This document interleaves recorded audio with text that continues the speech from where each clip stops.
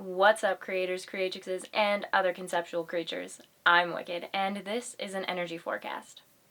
This energy forecast is for week 46 of 2024, so that is November 10th through November 16th.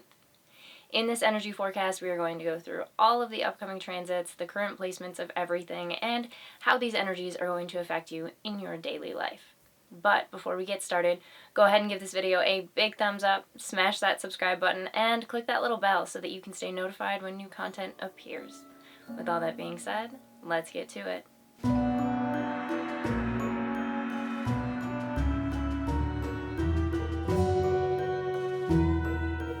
We are right in the middle of Scorpio season, and this means that the sun is transiting through the zodiac of Scorpio. Scorpio is such a powerful zodiac. Now, of course, all of the zodiacs have their own energy and their own things that they govern over, but one of the things that makes Scorpio so incredibly powerful is its transformative abilities. Scorpio rules over life, death, rebirth, sex, transformation, the metaphysical, the supernatural, all of that kind of strange energy in the universe. And the thing about Scorpio is that with its ability to transcend to those depths that are often considered taboo and make a lot of people uncomfortable, it also has the potential to help you really change on a deep personal level. Scorpio season challenges all of us to look at life a little bit differently, to open up your mind and to open up your inner world. Scorpio is a water element, so it is deeply connected with the emotions and the inner house. So this is a great time to really take a look at everything that you've got going on beneath the surface and how you can reshape any of those beliefs or limitations so that they can serve you instead of hinder you. With that powerful, transformative energy that Scorpio brings to the table, you can really utilize it to help you get into the next version of yourself. Whatever it is that you've been aiming towards, Scorpio's power is here to help you get yourself into shape for it. Currently, the moon is waxing in the zodiac of Pisces, and this is a really harmonious placement for the moon because Pisces is a water element, much like Cancer. When the moon is in Cancer, it is in its domicile placement, so being in Pisces is still a pretty comfortable spot for the moon. This waxing energy is the perfect time to bring in any good thing that you have been trying to cultivate into your life. This is a wonderful time to bring in new, fresh energies and to start really growing them so that you can continue to harvest them in the rest of the moon cycle to come. On Wednesday, the moon will shift into the zodiac of Aries, and this is also a powerful placement for the moon. Aries is a very powerful zodiac as well. It has a lot of starter energy.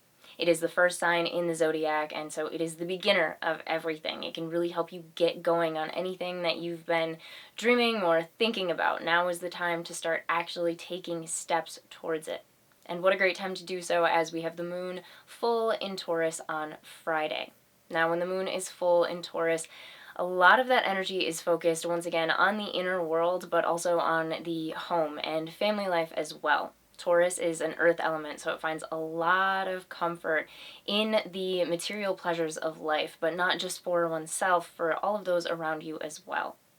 Taurus is ruled by Venus, so if you are planning any sort of full moon workings, you are also able to tap into that Venus energy. So this can be a great time to cast for love, to increase any romances in your life, and to help you build the passion in your relationships, even if that is only with your connection with yourself. Taurus is a very passionate zodiac, and so even if you're not focused on love at this time, this is still a great time to cast for any desires relating to your passions. If you've been working towards something that you feel really strongly about, this full moon is a great time to get the universe's blessing to find success in those areas. Mercury is currently retrograding through Sagittarius. Now, in the popular fields of all of the spirituality stuff, retrogrades seem to really freak people out, which is honestly comical. Retrogrades, especially when Mercury is in retrograde, the universe is just asking you to kind of go back, rethink, reflect, look at everything that's been going on in your life, how you have been acting in your own life, and the things that you've been doing to figure out if this is the same tone that you want to keep going forward. Now, Sagittarius is a fire sign, so when Mercury, who is the ruler of Gemini and Virgo, and the planet of the mind is in a retrograding movement, this is a fantastic time to re-examine your passions, your joys in life, what you get pleasure out of, and if you've been doing enough to connect with them lately. Sagittarius is a very fun-filled, free-spirited type of energy. So if you've been kind of cutting yourself off from the joys of life lately, now is a great time to figure out what you can do to allow there to be more room in your life for all of those good things in the future to come. Mercury in retrograde through Sagittarius also challenges us to really take a look at our interpersonal relationships, because Sagittarius, being that carefree energy, they're very independent. So if you are a super independent or a super codependent person, now is a great time to re-examine your attachments, figure out if they are healthy for you and all of the other parties involved, and if there might not be better ways for you to approach your connections that leave you and your partner or your friends or your family with a little bit more energy afterwards.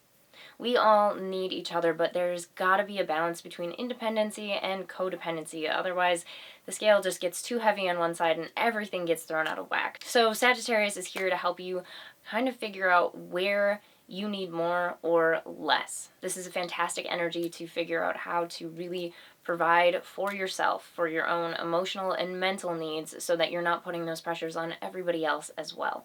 Venus is also in Sagittarius, but only until Monday, when it then transits into Capricorn.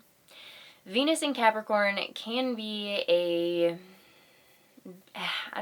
it's not necessarily a cold placement, but it's definitely not the most passionate one.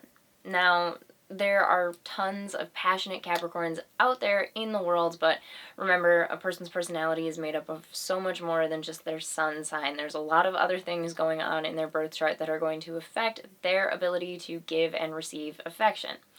Capricorn, as an energy itself, is not the most affectionate entity. It has a lot of mental power that it is usually focusing on more practical and strategic things, and love and emotions just do not fall into that category. So when Venus shifts into Capricorn, there could be a little bit of a slowing down to any of your passionate relationships or even your passion projects, because when Venus gets into an earth sign that is not Taurus, the energies start to really slow down and everything gets reevaluated. So now is a great time to make sure that you are not overthinking your relationships and your connections too much.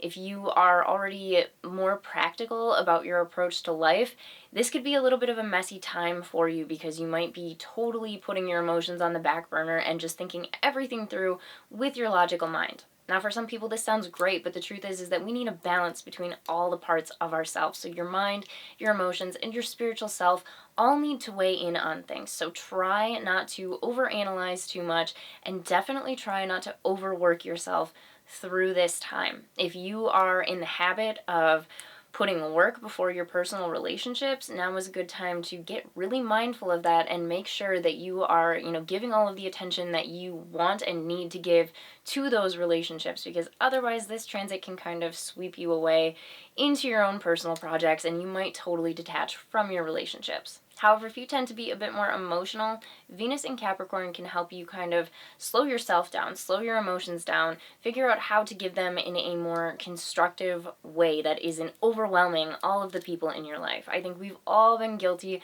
of doing a little bit of smothering here or there, but it's good to make sure that you have a handle on that. You want to be able to control how much emotion you're giving so that you don't deplete all of your energies or overwhelm the people around you. Just because they love you doesn't mean that they're always going to welcome you pouring all of your energy onto them, because that can be a lot to take no matter how positive it is.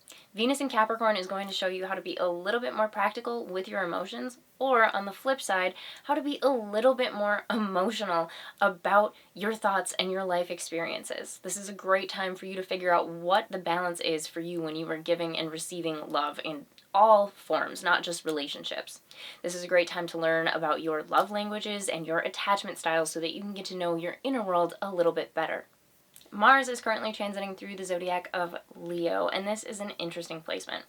When Mars lines up with a fire sign, there is a lot of passion to be had. But with Leo's affinity for kind of being in the spotlight, this can get to be a little bit of a tricky placement because Mars is responsible for aggression and drive. And if you are the type of person who is hot-headed, quick to get angry, it's going to be very hard not to want to focus all on those intense emotions through this transit because Mars is kind of lighting you up as it is, and then when you bring all that fire in, those emotions get very, very intense. And plus, with Leo's need to spotlight certain things, it's going to really put the spotlight on your rage, on your reasons to be angry, and you're likely going to find yourself validating those reasons over and over again. So one of the best things you can do through this transit is learn how to release your rage, your irritation, your aggression, and try to move into more comfortable energies for you. Remember, a lot of people, they choose being angry over feeling sad, helpless, or hurt because anger mimics power, but true power comes from peace. So through this transit, try to figure out how to kind of just slide your anger to the side and look at the bigger picture before you make any rational decisions. But this transit is not all bad, far from it.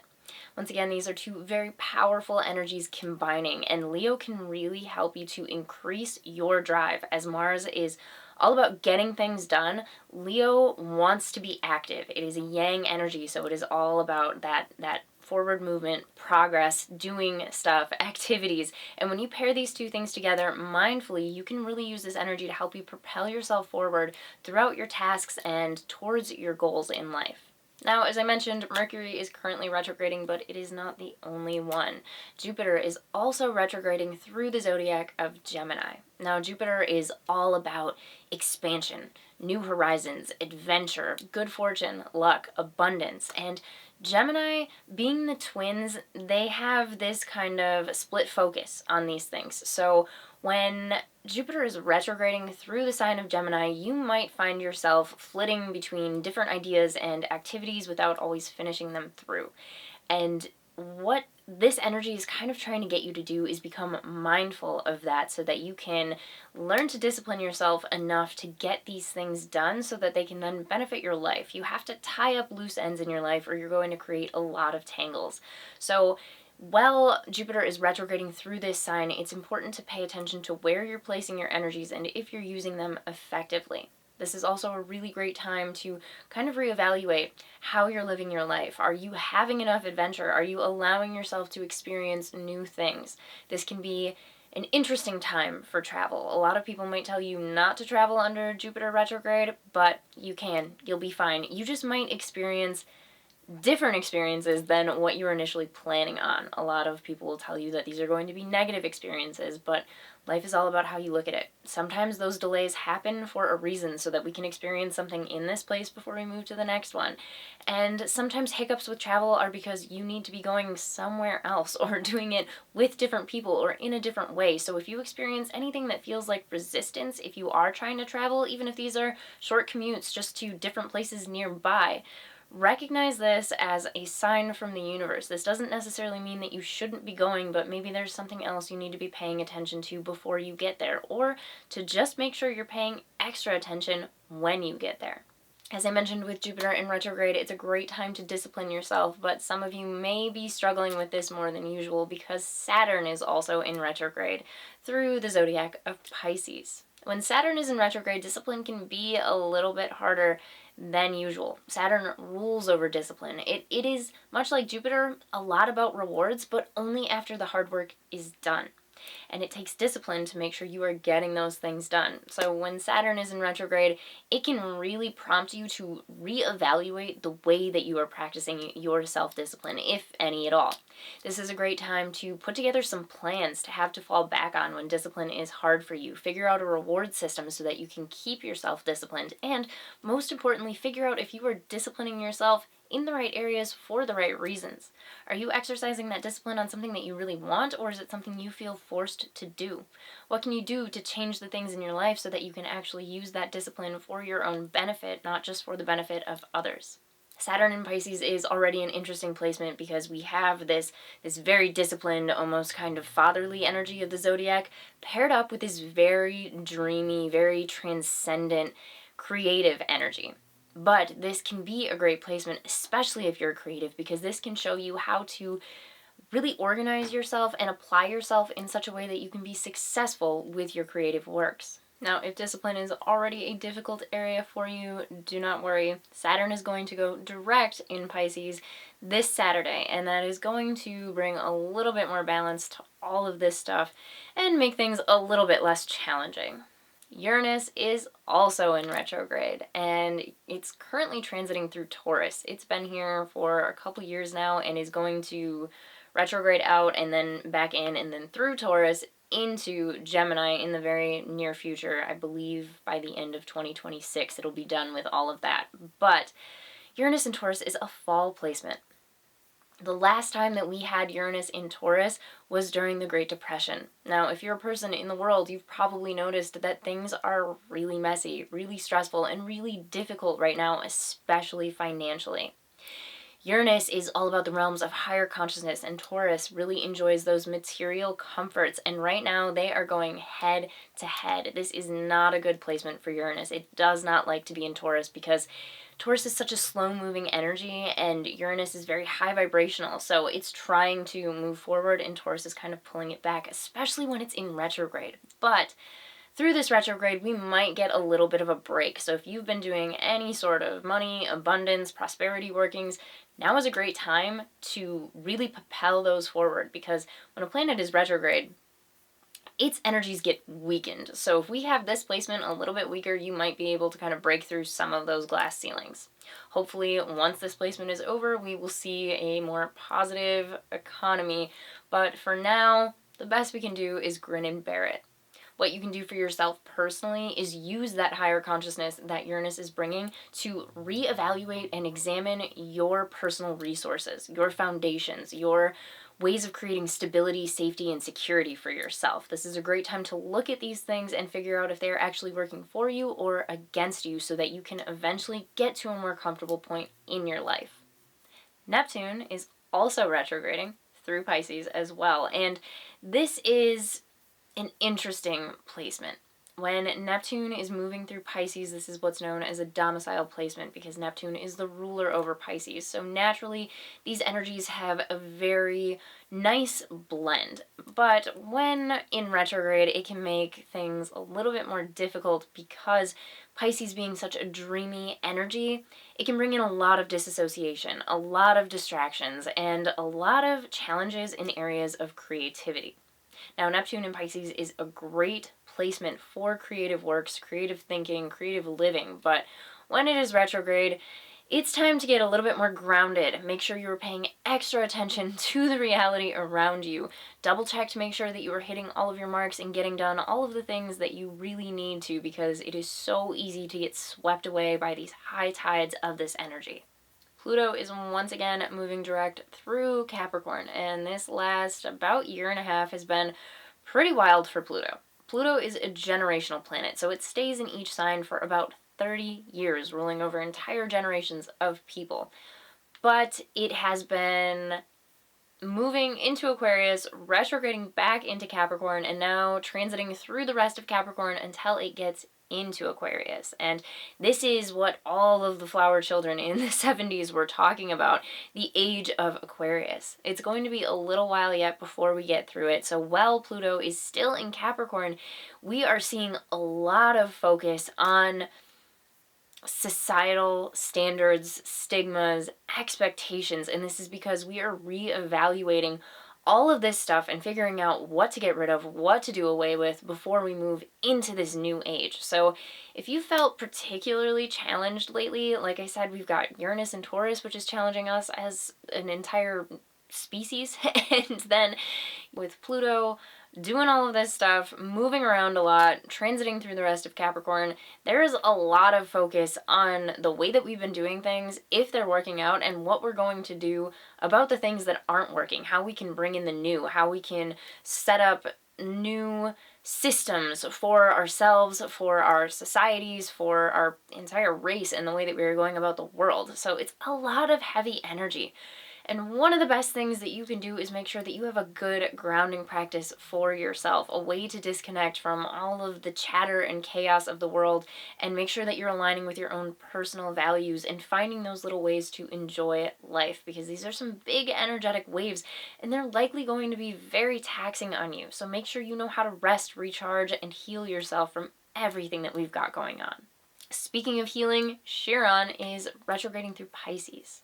And so this makes for 4 planets and a centaur that are all in retrograde right now. We are doing a lot of looking back, reevaluating, resetting our minds so that we can move forward differently. Now, Chiron is considered a centaur because it's not really a comet, it's not really an asteroid, and we kind of classified it as its own little planet for a little while, but it's likely to be ejected from our solar system at some point in its life. Possibly not ours. But for now, it is what we call a centaur because it's a blend of things, and Chiron is known as the wounded healer. So your Chiron placement can tell you a lot about what kind of wounds you're carrying either from this life or past lives before. And I've recently released an entire article about how to heal through your Chiron placement and what the wound is based off of your placement, and you can find that over on the Wicked Witch's web. But while Chiron is in retrograde, this is a really great time to actually look into where we developed these wounds, if it was in this life or if it is something that we are carrying with us from previous lives, because this means that it is a karmic debt that we have to make right with the universe.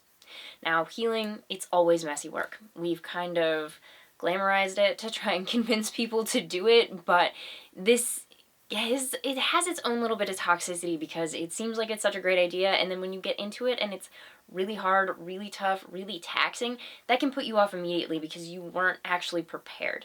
Inner healing, it's a beautiful thing, but it doesn't feel beautiful while you're in the middle of it. It honestly feels like hell. And you need to be properly prepared for that. You need to know how to take care of yourself through the process so that you can actually get through the process. I've shared a ton of information on how to care for yourself through healing over in that article, and I will leave links to it all over the place. But just know that when you are working through healing, prioritize self-care, prioritize your self-esteem.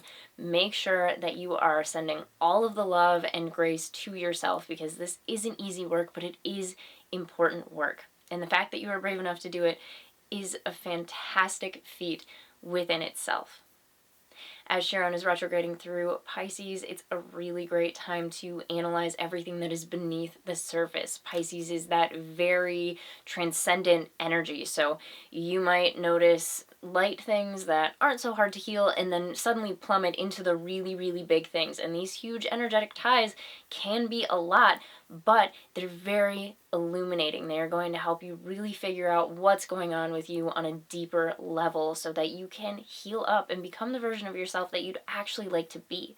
And remember, when we heal, we lift our vibration, so we attract better experiences for ourselves, and we also raise the vibration of the entire collective consciousness, which is why this is such sacred work. There are tons of chaotic energies all around us this week, so do remember to take some time for yourself. Check in with yourself, make sure that you're meeting all of your needs, check in with your loved ones, make sure that they're doing okay, because there's a lot going on right now, and not even just this week or astrologically. So, if you're capable, if you have the energy and the means, take care of those around you. Otherwise, just make sure you are at the very least taking care of yourself. That's all I have for this one. Thank you so much for joining me, and make sure to like and subscribe so that I can help you keep your third eye in the sky. Stay blessed and happy healing.